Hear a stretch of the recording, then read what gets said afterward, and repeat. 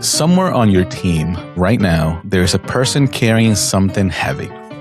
You probably don't know what it is. They probably haven't told you. And most of the leadership advice out there is going to be no help at all when that moment comes to see them clearly. Today's guest has built his career on that exact gap. And he's going to make sure we don't leave this conversation without a plan for closing it. Hi, I'm Gino Degregori, and welcome to the Kind Leader Podcast. Today, we have an amazing guest with us, Ralph Kellogg. He is the Chief Human Resources Officer at Lutheran Family Services of Nebraska, one of the largest nonprofit in the state, serving people through behavioral and mental health, adoption and foster care, and immigration resettlement. Ralph is also the founder of Connections Point Consulting, an adjunct professor at two universities, a TEDx speaker, and a first-time author. What makes his book different is that it wasn't written from a distance. It was pulled from 20 years of his own journal entries from formative experiences that most leaders never talk about publicly.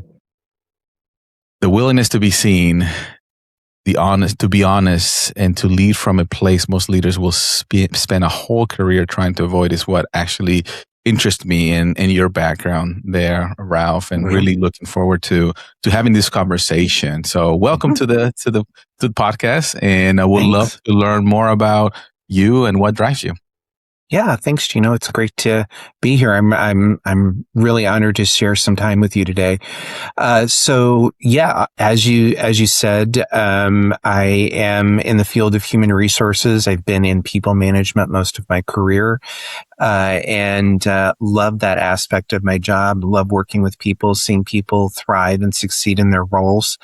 I think one of the things that prompted me to go into the field of human resources is that for many years in my life, I always felt sort of outside looking in terms of what it meant to be successful, and feeling as though there was something that was lacking in me that prevented me from, rising the ranks or achieving the level of success that I wanted to achieve.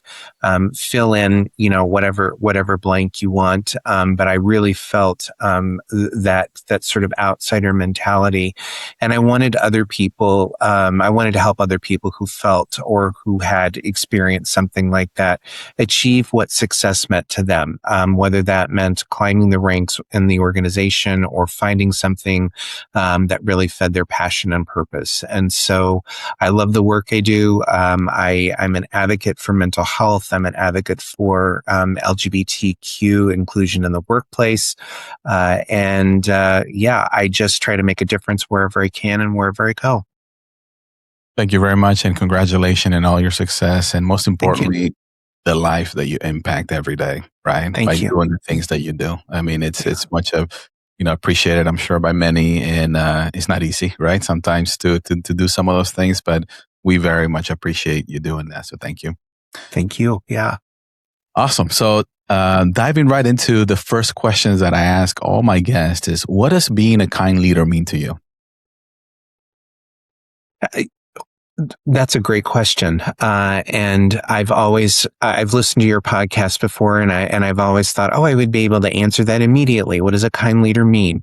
I think kindness for me does not mean that a leader is I hate to use this term, but it's not a soft skill. It's not something that a leader looks to say and says that kindness should be equated with being nice. I think those are two different things.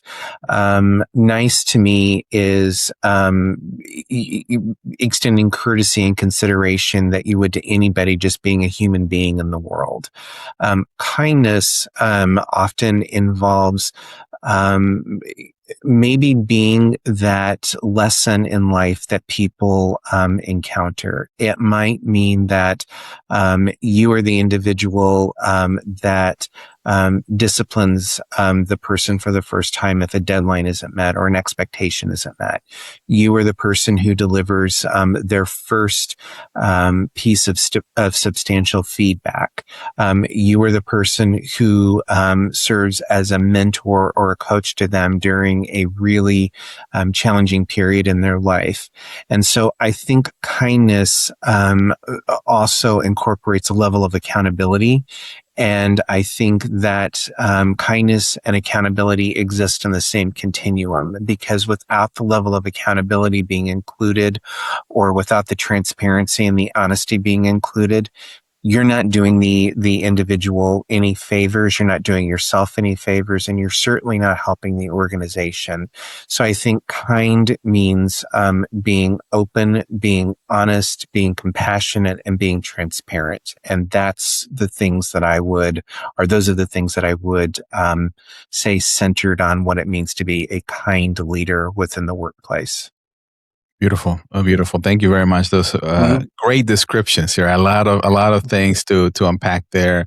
One of the things just to tie to, I don't know if you get a chance to, I'm putting together a framework for what is a kind leader, right? And it's cares. And you touch on at least two strong words that I'm passionate about, which is accountability, right? It's not just being a nice person that is pushover. No, it's just about caring about, but at the same time, providing that accountability, or expecting that accountability always, right? Questioning why and doing the right things in a respectful way, of course. And then the empathy, right? The empathy is very critical too, because we don't know what's in people's mind. We don't know what's going on in their lives, right? But trying to understand where they are and trying to meet them and create that environment around them that they feel safe and not, running in fear, or, with all the different things, not being able to share that kind of stuff. So well described. Just trying to tie it to some of the things that I've been doing and I've been hearing throughout the career, my career in this podcast mainly. One question: do you have a story, or can you share a story where you've experienced someone being a kind leader to you, or you've done it to others?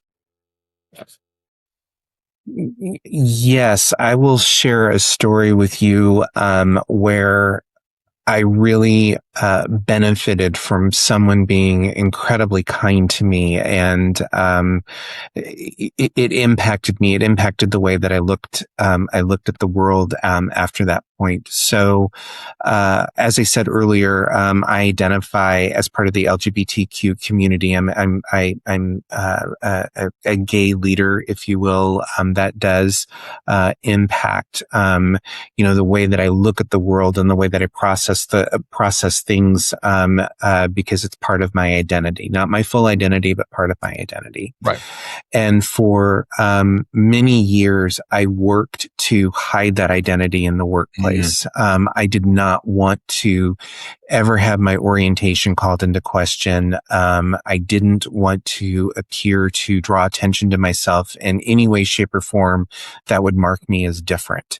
And it worked in the sense that I did achieve a lot of success in my career. I was very proud of where I found myself in my career. The hard part about that is that you learn to code.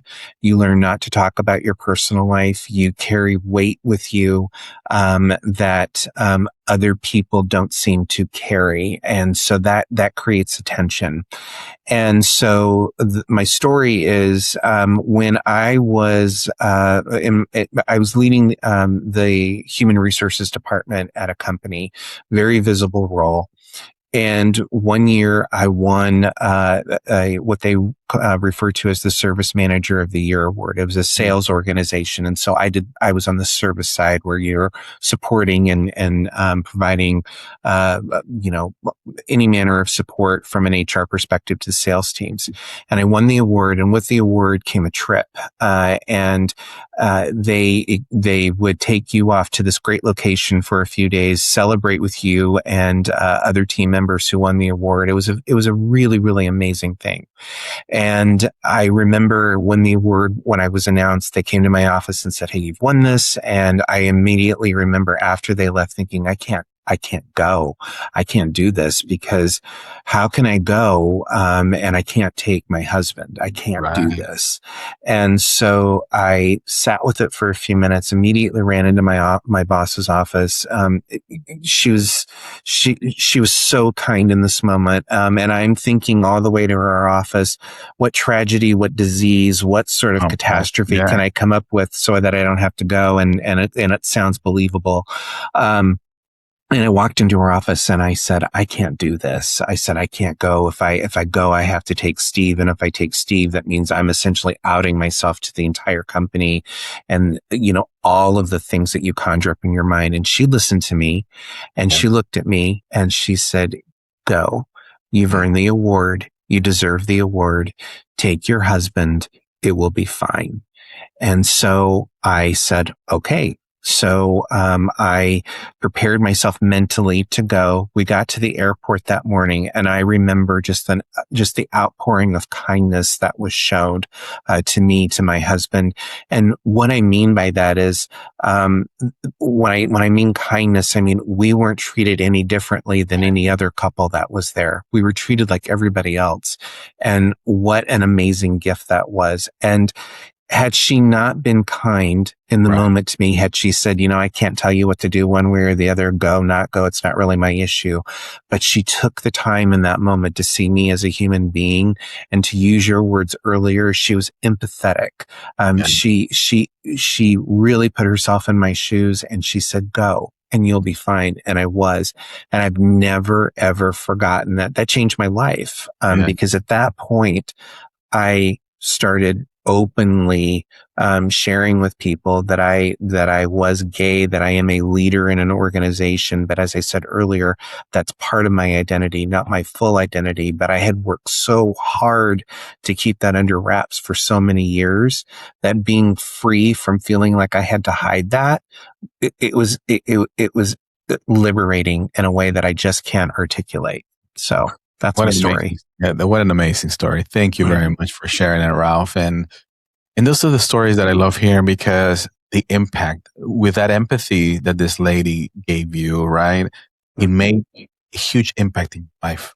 It changed, right? The trajectory and how you were potentially, in your mind, right? Or whatever, it was keeping you from becoming that version, the full version of who you're meant to be and who you're experiencing in this world, right? And it's unfortunately with a lot of stuff happening around, we can't control, but having people like her is an amazing, it's an amazing thing that you were blessed from that perspective, and now you're living an amazing life. You're able to share, your stories, in podcasts like this and your book.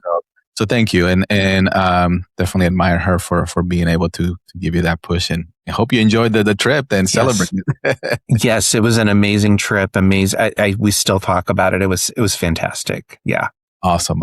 So following that, I know your book, you've written this book with 20 years of journaling, right? So I'm not sure if you've journaled every single day for 20 years or, I'd be curious on how it got started, what got you into journaling, first of all, and then what got you thinking into, I can grab this and create a nice book and story for people to share or read me. Yeah. So what got me into journaling, it came out of a really tough period in my life. There was a moment in my life where I tried to, take my life. I was 19 years old and I was in college, and as a first generation college student, going to a very, academically inclined institution, and, being with people who were, from affluent families, things along those lines. I was suffering from a bunch, from a level of imposter syndrome and just a bunch of feelings that I didn't know how to process. I was dealing with the fact that I was away from home for the first time, dealing with my sexual orientation, and it all got to be too much for me. And so I thought that taking my life would be a viable solution to how I was feeling. Fortunately, I was not successful in that attempt. And after the attempt, at the time, you were sent to a behavioral health facility, and you could be there for 3 days, 3 weeks, or 3 months. They didn't tell you when you checked in. And my goal was to get out of there as quickly as possible. And I knew that ending my life was not the path that I wanted to go down. Unfortunately, after 3 days, I was released and went back to school. I went at that point to see the campus therapist, but I didn't feel that I could fully disclose everything to the therapist. And she suggested, hey, a good way, if you don't feel like you can share everything, is to journal. Write your feelings down, write what you're going through, and use that as a form of expression and as a form of processing. So I started and I never stopped. And to your question, did I do it every day? There would be times, for weeks or months that I didn't. But I was more, it was more of a habit with me than it wasn't.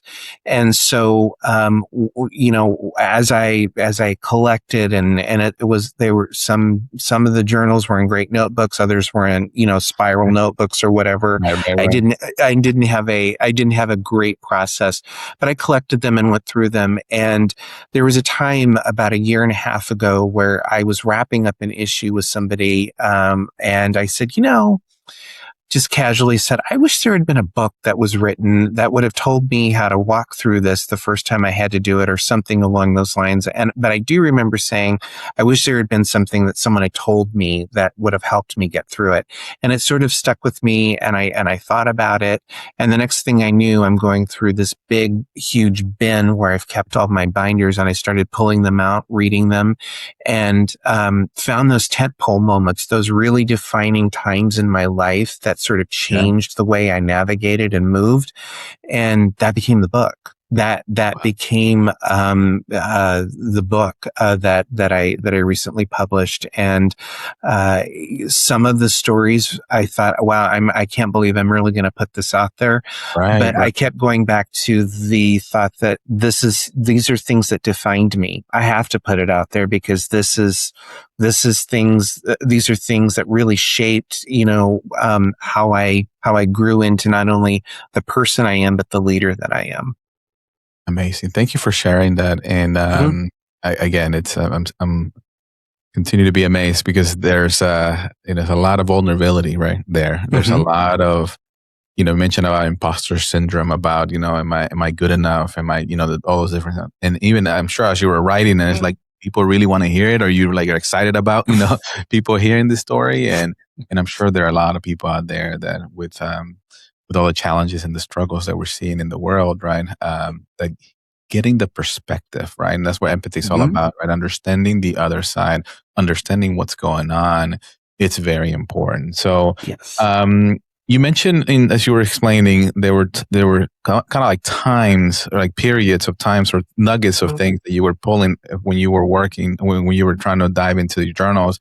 Do you mind sharing a couple, just at a high level, like that changed? You said you changed your life. Like, for example, after those 3 days, you started journaling, right, and navigating that. How did you get out of that mindset, right? That mindset that got you there, right? What helped you? And maybe that's a tough, loaded question there, but I'm just curious, because somebody might be listening right now, might be able to learn from that. So a few moments that really impacted, how I navigate. Sure. Wow. I think the first one would be when I was outed at work. That happened when I was 35. That really changed sort of the trajectory of my life. So at the time I was working in a financial institution. Manager called me one night and said, hey, or called me on a landline at night, and my husband answered the phone. It was my partner then, and I don't know how she put two and two together, but the next day I was in her office, and she said to me, I will never forget these words as long as I live. She kept repeating to me, I want you to unburden yourself. And it took me a few minutes to understand what she wanted, but she was looking for me to out myself to her. And I was so uncomfortable and so caught off guard. And again, this was before the previous story I just told you. So I was really trying to keep this identity under wraps. Right. And finally I just broke. And I just said, yes, I'm gay. Yes, the person you talked to last night is my husband. And then the moment that I'm sharing this with her, I'm going through a full-on anxiety attack. So I'm sweating profusely and all of the things. And I just remembered I just wanted to get out of that office. So I remember getting out of our office, going into the restroom, cleaning myself up. And Gino, honestly, I waited to be fired because at the time there were no protections locally or in the organization that protected people in the LGBTQ community. So I thought, well, I'm going to get fired. And so I just need to prepare for this. I didn't get fired, but what happened was that positive career trajectory stopped. So we were in the process of merging with another organization. I was told I would have a job, once the merger was done. That went away. A promotion that I was up for went away. Projects that I was on went away. And so I've told this story before, and people have said, well, maybe, you just weren't what they wanted, or, maybe, it was you.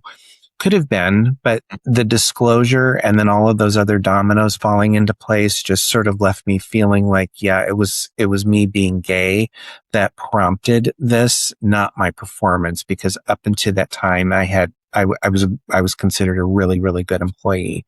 So that's one story. The other story that really sticks with me is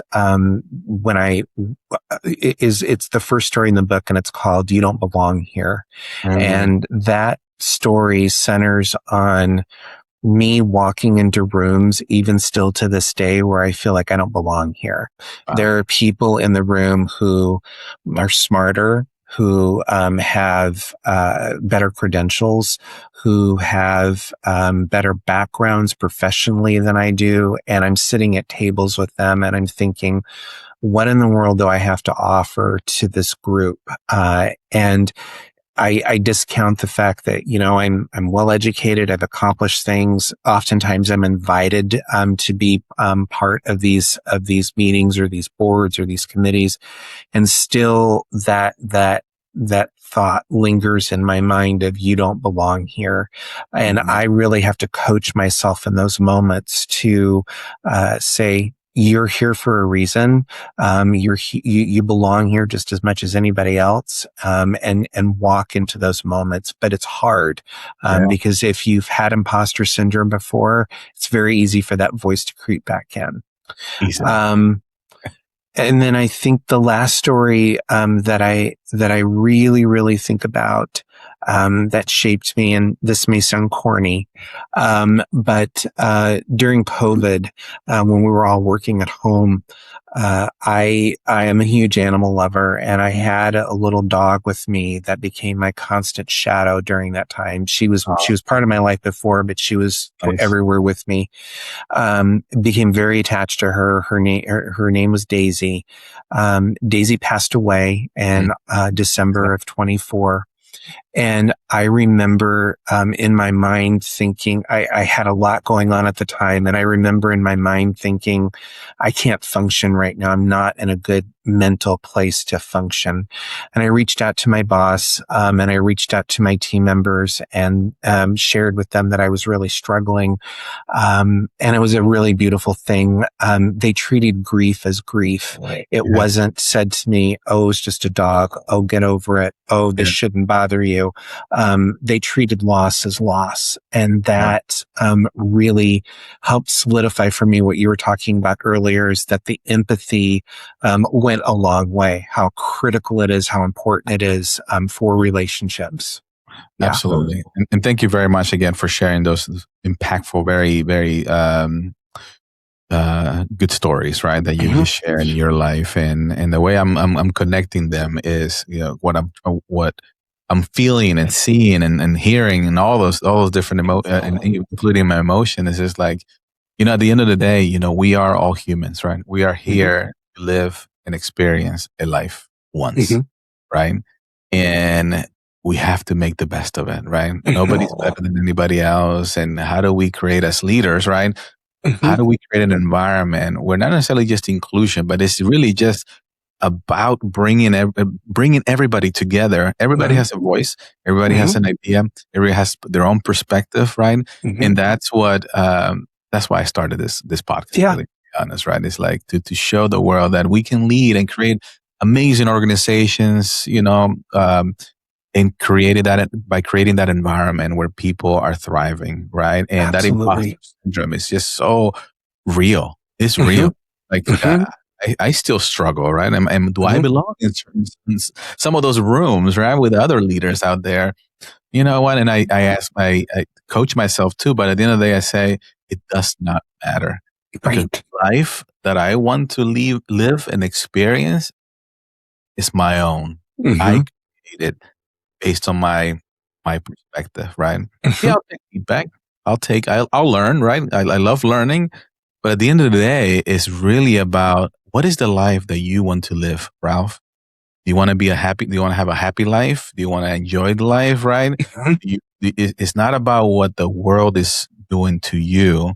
It's what the world is providing for you to experience, for you to grow, right? And that is easy said and done, to be honest, right? Easier said than done, because where you're in the grind, you're in the midst of that thunderstorm, right? That hurricane or whatever, you don't see any of that. You're just, I need to survive. Right? And it's hard. But what is your recommendation that you've, sharing this experience and these stories? How can leaders out there begin to create a better environment, be not necessarily just being inclusive, but what do you recommend for leaders to, as they're listening to this, that they can continue to be kind leaders, but create that environment, a safe place for people to really thrive? Yeah. So, you're hitting on something that I shared in a TED Talk that I did a few years ago. And so, sort of the genesis of that talk was, during COVID, I had people that were HR leaders that were reaching out to me saying, "Hey, we're really dealing with, a disconnected, a disengaged, employment base. People are really struggling." And they said, "How are you coaching people to, during this time?" And I said, "I don't know. I honestly did. And I'm not trying to be flip about this, but I honestly thought people were, binge eating like I was, doing it like you're in an after school special, shopping on Amazon and watching Tiger King." That's how I thought everyone was kind of getting through the pandemic. But then my mental health issues started to kick in. So I'm used to doing this. I'm used to talking. I'm used to being with people. I'm an introverted heart, but I need that connection with people. And when my anxiety and panic disorder started to kick in really, really strongly, I sat down one day and I thought, if a manager came to me and said, "I've got someone on my team and they're struggling with, a mental health issue. How would I, if I was being asked, how would I coach them through it?" And I came up with a model called ACT. It stands for acknowledgement, collaboration and communication, also with accountability in that piece, and then transparency. And the way the model works is you have to assume that everyone in your organization is going through something. That's the acknowledgement piece. Someone somewhere is going through something. They may not show it. You may not know. They may not bring it to the fore, but someone in your organization, likely more than one, is going through something. So when you start with that premise, you're leading with a lens of empathy. You're leading with the lens of, hey, people are carrying things I don't even know about. Yeah. When people come to you and say, "Hey, I'm struggling with this. I've got this going on. I need help." As the manager, the one thing that you can do in the immediate is to say, "Thank you for trusting me. Thank you for bringing this forward. Let's talk about what we can do." And the biggest mistake in those moments that managers can sometimes make is when someone says, "I'm struggling. I've got this going on. I've got that going on." Managers often are put in places, or leaders are put in their roles because they're fixers. They make things happen. So oftentimes they'll say, "Well, let me take this off your plate. Let me take that off your plate. Let me do this for you. Let me do that for you."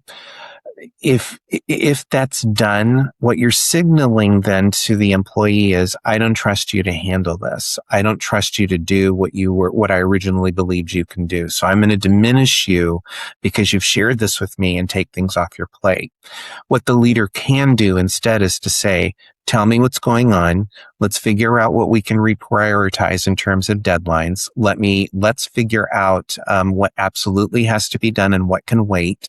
What obstacles are you encountering? And then let's set up a regular time for you and I to meet so that I can help you get done what needs to be done. And that's the collaboration, the communication, the compassion and accountability. I'm not taking anything away from you. I'm going to help you with this, but you're still accountable for getting things done.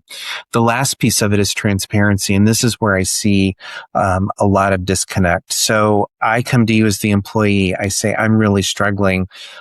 You take me through the first two steps, but then you never follow up with me to ask me how I'm doing. You never follow up with me to say, hey, I know you shared something really personal with me. I know you shared something that was, going on in your life. Again, I appreciate your trust that you put in me. How are you doing? Even if the employee answers back in that moment to say, I've still got a lot going on. I'm just not ready to talk about it.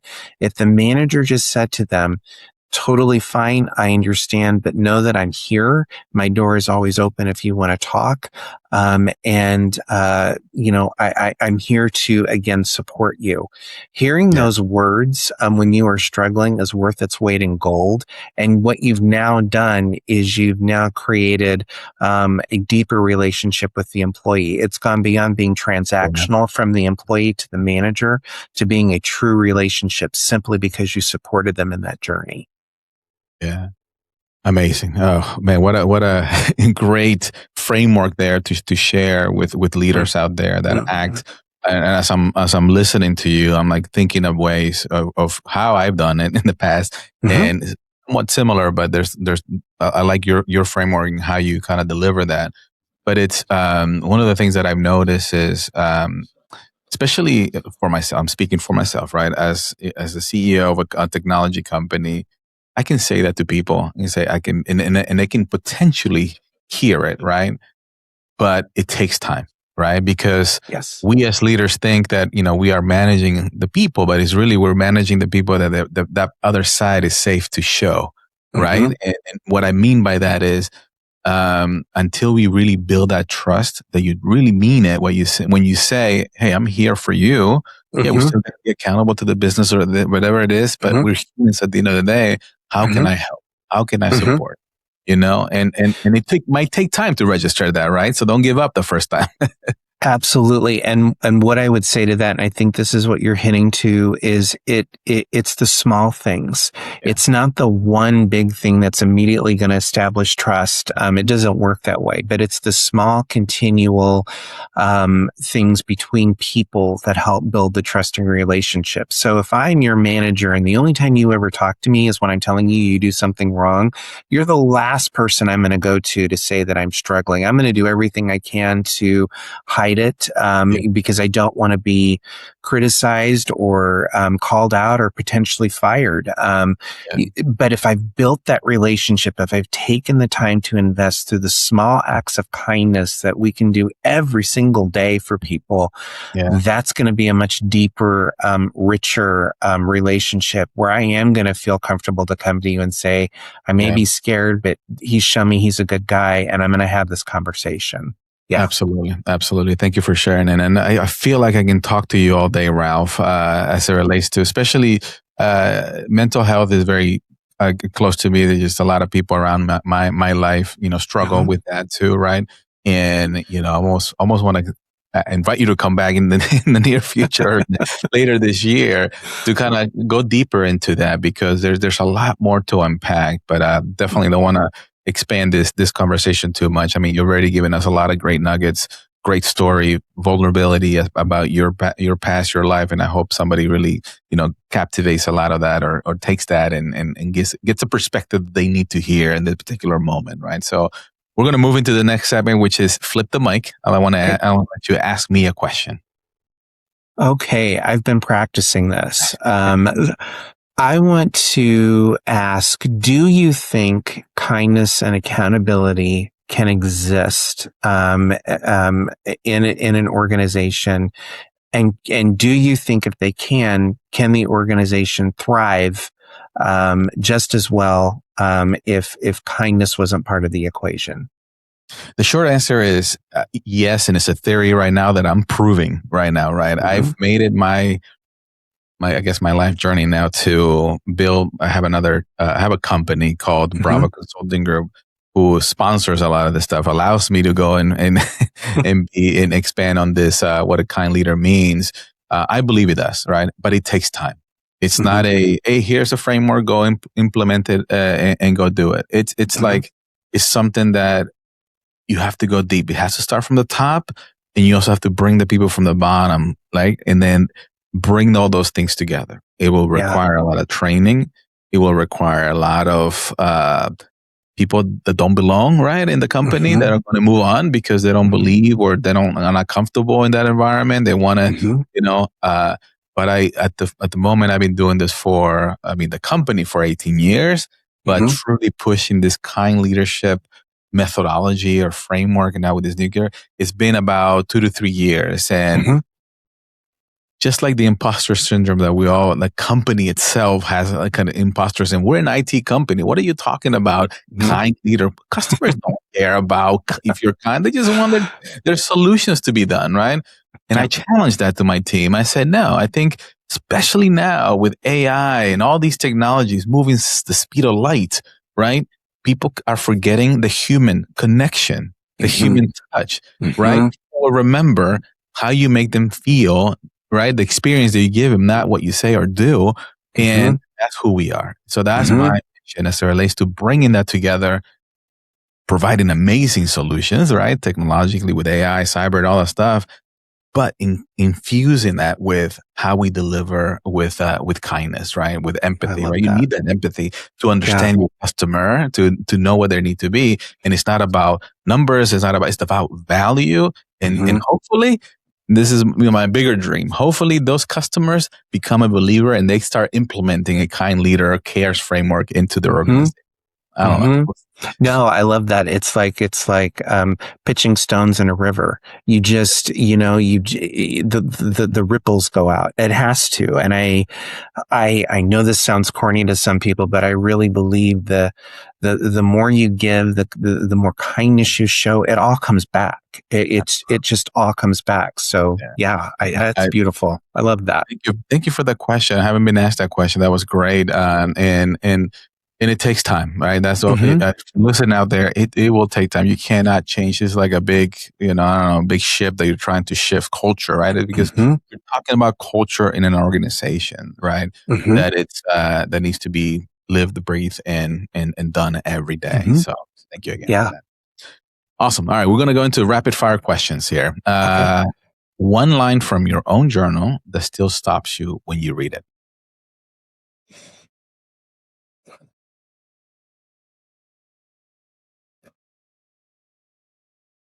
Yeah, I'm trying to think of one that really impacts me, but I will tell you, I just read this in a journal that I wrote a year ago, and I still believe it's true.